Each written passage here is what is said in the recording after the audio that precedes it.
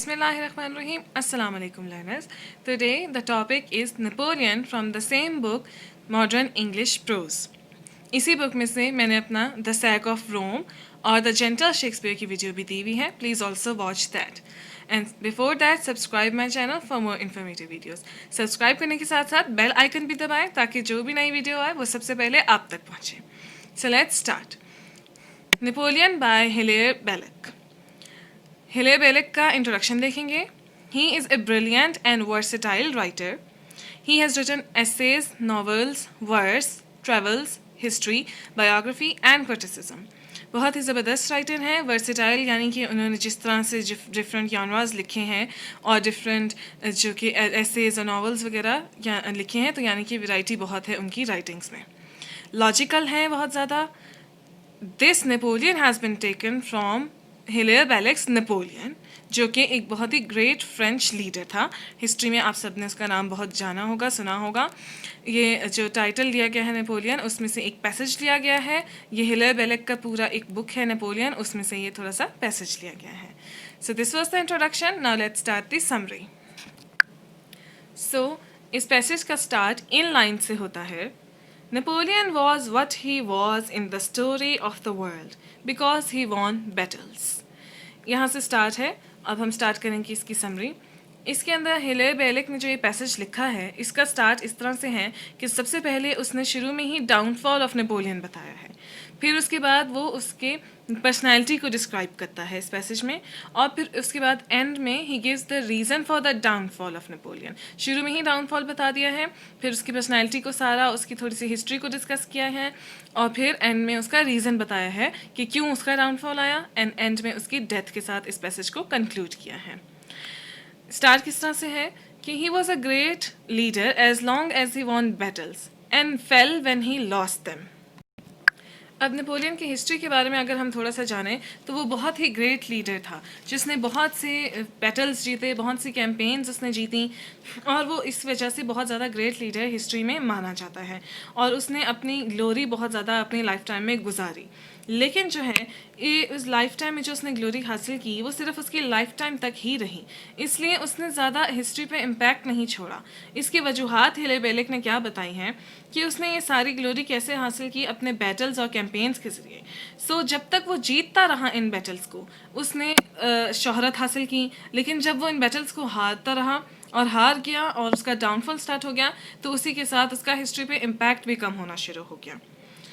जब हिलेयर बेलेक ने एक ऑब्जेक्टिव असेसमेंट दिया है, एक third person point of view से उसको डिस्क्राइब किया है कि करियर उसका डिस्क्राइब किया है नेपोलियन का, कि दो फैक्टर्स थे बहुत ही इम्पॉर्टेंट जो कि उसकी सक्सेस में उसका जिनका रोल है, और वो ये थे कि सबसे पहले उसको जो इनहेरिट उसने किया, यानी कि जब वो पावर में आया तो उसको ऑलरेडी एक बहुत ही एंथुजियास्टिक मिलिट्री मिली. उसको जो फोर्स मिली वो बहुत ज़्यादा एंथुजियास्टिक थी. उनके अंदर जज्बा बहुत ज़्यादा था वॉर का और लड़ने का और अपनी कंट्री का. टू फैक्टर्स थे, यानी कि inherit enthusiastic France and conscription policy. Conscription policy ये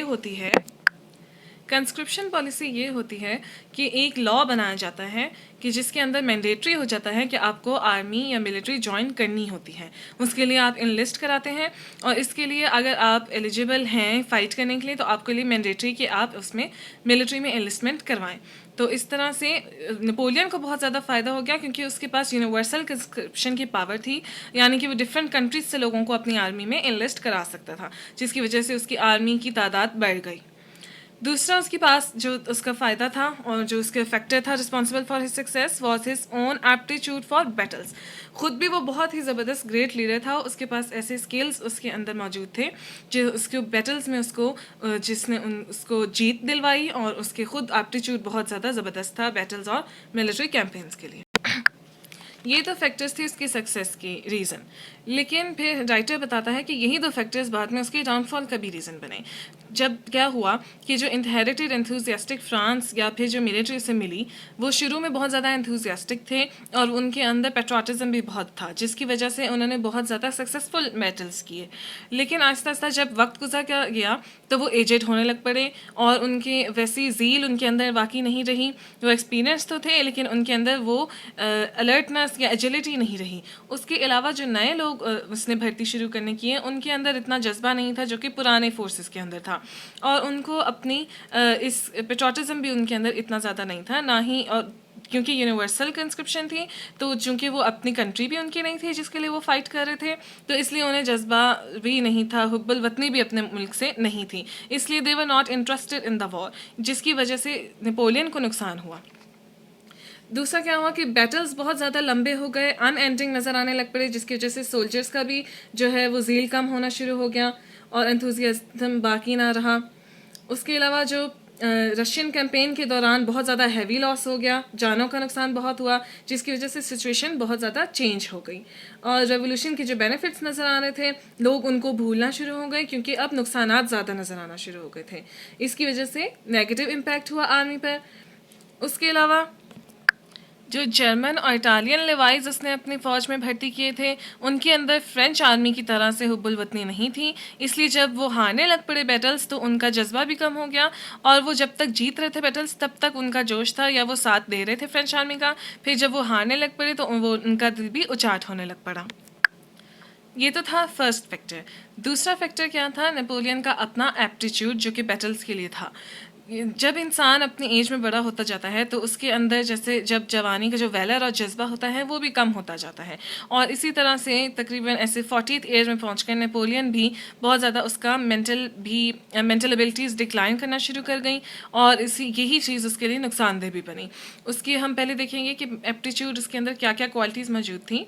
कि नेपोलियन के पास शार्प मेमोरी बहुत ज़्यादा थी, उसकी मेमोरी बहुत ज़्यादा तेज़ थी, उसके अंदर समझ बहुत ज़्यादा थी, और वो डिफरेंट सेपरेट एक्टिविटीज़ को कंट्रोल बहुत कर सकता था। मल्टीटास्किंग थी उसके पास, यानी कि वो एक ही टाइम पे डिफरेंट टास्क हैंडल कर सकता था। दूसरा ये कि जो स्ट्रैटेजी ऑफ मैप थी उसके पास, यानी कि जो कि बैटल ग्राउंड उन्होंने सिलेक्ट किया है, वो उसको जज करने में बहुत माहिर था, कि जहाँ पे उसे पता होता था कि इसको मैंने कैसे यूज़ करना है, इस एरिया को, अपनी आर्मी को कैसे यहाँ पे प्लेस करना है और कैसे बैटल लड़ना है।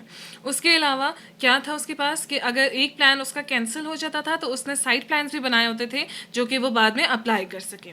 एक और पावर जो उसके अंदर थी वो रिस्क टेकिंग की थी, यानी कि वो डेयरिंग भी काफ़ी था, और उसको अपने पे इतना एतमाद था कि मैं रिस्क ले सकता हूँ और सक्सेसफुल हो सकता हूँ। इसके अलावा बहुत ही ज़बरदस्त उसके पास पावर क्या थी कि जो उसके अंदर खुद की पावर थी, एनर्जी थी, और जो उसके अंदर सेंसिबिलिटी थी, वही एनर्जी वो अपने सबॉर्डिनेट्स में भी मुंतकिल कर सकता था, यानी उनके अंदर भी वो वैसे ही जज्बा उभार सकता था।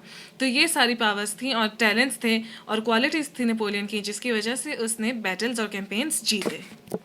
लेकिन एज के बढ़ने के साथ साथ उसकी पावर्स डिक्लाइन होना शुरू हो गई। 40th ईयर में जाके वो बहुत ज़्यादा उसकी मेंटल एबिलिटीज़ कम हो गई, और जो है उसका फिज़िकल डिके भी स्टार्ट हो गया। फिज़िकल इलनेस की वजह से और वीकनेस की वजह से उसको जजमेंट भी नहीं करनी आती थी सिचुएशन की, और उसकी क्वालिटीज़ जो हैं वो मांद पड़ गई। इसीलिए उसको आगे लॉस होना शुरू हो गया, और ख़ास तौर पे 1810 में जो उसको लॉस हुआ, जबकि उसने फिर हिलेयर बेलिक ने यहाँ पे उसकी कुछ बैटल्स मेंशन किए हैं जो कि प्रोमिनेंट थे उसकी करियर में, कि जो उसने जीते थे, और फिर उनका कंपैरिजन किया है कि वो वाला नेपोलियन नहीं रहा था जिसने ये बैटल्स जीते। जैसे कि 1810 में उसने बैटल ऑफ मोरिंगो जीता था, जब उसने लंबार्डी को फ्रांस से हासिल किया था। इसी तरह से 1805 में उसने ऑस्टरलिट्स में विक्ट्री हासिल की थी, और 1807 में in the battle of Friedland उसने रशियन आर्मी को हराया था। तो इस तरह से हिलेयर बेलिक ने कहा कि इन सारी चीज़ों में जिस तरह वो जीता, अब वो वाला नेपोलियन नहीं रह चुका था। तो इन दोनों फैक्टर्स को हिलेयर बेलिक ने एक ही ज़बरदस्ती लाइन में एक्सप्लेन कर दिया है कि man and nations fail by the same power as those by which they rise, यानी कि जो दो फैक्टर्स उसकी रीज़न थे, उसकी सक्सेस का रीज़न थे, वही दो फैक्टर्स बाद में उसके लिए नुकसानदेह साबित हुए। तो यानी कि man and nations fail by the same power as those by which they rise. Napoleon के केस में both the inherited army and also his own aptitude for battles, ये दो फैक्टर्स थे जो कि इस लाइन को एक्सप्लेन करते हैं। इसके अलावा हिलेयर बेलिक ने तीसरा रीज़न जो बताया है वो ये है that Napoleon had little time as compare to generations of monarchs, इसका मतलब ये है कि जब आप जो है अपनी एक जगह बनाते हैं हिस्ट्री में, और ख़ास तौर पे आप रॉयल्टी कहलाते हैं, तो इसके लिए क्या चाहिए होता है कि आप डिफरेंट जनरेशन्स अपनी जो है वो रॉयल्टी के मकाम तक ला चुके हों। जो कि नेपोलियन से पहले 3 डायनेस्टीज़ आई थी, उनको बहुत ज़्यादा सेंचुरीज तकरीबन लगी थी अपनी एक जगह बनाने में, जिसकी वजह से लोग उन्हें रॉयल्टी मानते थे और उन्हें हुक्मरान मानते थे। जबकि नेपोलियन ने अपने लाइफ टाइम में ही ये सब अचीव करने की कोशिश की कि वो अपने आप को उस मकाम तक ला सके, क्योंकि एक इंसान की एक जनरेशन में ये पॉसिबल नहीं है कि वो ये मोनार्क्स वाला टाइटल हासिल कर सके। तो इसलिए ये भी बहुत बड़ा फैक्टर था। नेपोलियन ने जो भी अचीव किया, नो डाउट कि वो बहुत ज़्यादा ग्रेट था, but he had very less time कि वो उन मोनार्क्स जितना लेवल अपना अचीव कर पाता। तो ये भी अनदर रीज़न था जो कि उसकी हिस्ट्री में इम्पैक्ट को शो करता है कि वो इतना ज़्यादा इसलिए नहीं हो पाया। अब यहाँ पर फॉर्च्यून और फेट का जिक्र किया गया है कि इन दोनों चीज़ों ने नेपोलियन के करियर में, नेपोलियन के लाइफ में कितना पार्ट प्ले किया। तो राइटर के लिहाज से फॉर्च्यून और फेट ने इतना ज़्यादा रोल प्ले नहीं किया उसकी लाइफ में, जो भी उसने अचीव किया या बाद में जो उसका डाउनफॉल हुआ। लेकिन एक चीज़ जो बहुत ज़्यादा इंपॉर्टेंट थी, जो कि इस दोनों चीज़ों ने इसमें प्ले किया अपना रोल, वो ये था कि उन्होंने उसको प्रोटेक्ट किया, नेपोलियन को प्रोटेक्ट किया और उसको आगे जाने से उसकी जो हिंड्रेंसेस थे उनको हटाया। जैसे कि जो है वो प्रोटेक्ट कैसे किया कि वो जो है, जैसे कि फेट ने उसको डेथ से बचा लिया, यानी कि वो मिलिट्री कैंपेन्स या बैटल्स में मरा नहीं। उसके अलावा दूसरा, उसको कोई डिसेबलमेंट भी नहीं हुई, यानी कि वो जो है उसको कोई उसको नुकसान, ज़्यादा जानी नुकसान भी कोई नहीं हुआ। ये फेट का रोल इसमें प्ले किया जाता है। इसकी वजह से नेपोलियन को खुद भी ये लगने लग पड़ा था कि शायद वो चोजन वन है, उसको फेट ने सिलेक्ट किया है, he is the lucky person. इसलिए जो है वो अपने आप को बहुत ज़्यादा आला भी समझना शुरू हो गया। लेकिन जो है राइटर कहते हैं कि हो सकता है कि नेपोलियन ने ये खुद से एक मिथ बनाई हो कि जो है मेरे साथ फॉर्च्यून है और फेट की तरफ से मैं चोजन वन हूँ, ताकि जो है वो दुनिया के लोगों में और ज़्यादा इज्जत हासिल कर सके। और फिर राइटर ये भी कहता है कि शायद उसने शुरू में ये मिथ बनाई हो, लेकिन एंड में क्या पता वो खुद ही उसको सच्चे दिल से यकीन करना शुरू हो गया इस बात पे, क्योंकि उसको जो फ़ायदे फेट की तरफ से पहुँचे वो खुद भी इस पर यकीन करना शुरू हो गया था that he is the chosen. उसके फिज़िकल डिके और उसके लॉसेस के बावजूद भी वो फेट के ऊपर यकीन रखता था और उसका पूरा बिलीव था उस पर, till exile, captivity and death made him realise the contrary. जब उसको एग्जाइल किया गया यानी जला वतन किया गया, उसको कैद किया गया, और जब मौत उसके करीब आ गई, तब उसे एहसास हुआ कि चाहे आपको कितना भी फेट सपोर्ट करे, लाइक अ गॉडेस और अ म्यूज़ आपके गाइड करें, लेकिन फिर भी एक वक्त ऐसा आता है that even that could abandon you, और आपको फिर आपके डिक्लाइन से या मौत से कोई नहीं बचा सकता। सो इसको एक लाइन में हिलेर बेलेक ने डिस्क्राइब किया है that Fortune serves all famous man. ये एक कॉन्ट्राडिक्टरी सी लाइन है जो कि उसने यूज़ की है कि नेपोलियन के केस में इस तरह से नज़र आता है कि जो उसको फ़ायदे पहुँचे और उसने इतनी सी थोड़े से अरसे में जो ग्लोरी हासिल की, उसमें फॉर्च्यून ने उसका हेल्प किया होगा। लेकिन जो है और इसलिए वो फेमस बन गया, और फेमस मैन को शायद फॉर्च्यून बहुत सपोर्ट करता है, इसलिए वो बनते हैं। But at the same time हम ये सोच सकते हैं कि this is just a generalisation he made. ये पॉसिबल नहीं भी हो सकता, क्योंकि लोगों की अपनी मेहनत भी होती है शामिल उसमें, and it is not necessary that Fortune serves all famous man. So this was the whole summary of the chapter Napoleon by Hilaire Belloc. Hope you liked my video. Also share it, give it a thumbs up and subscribe my channel.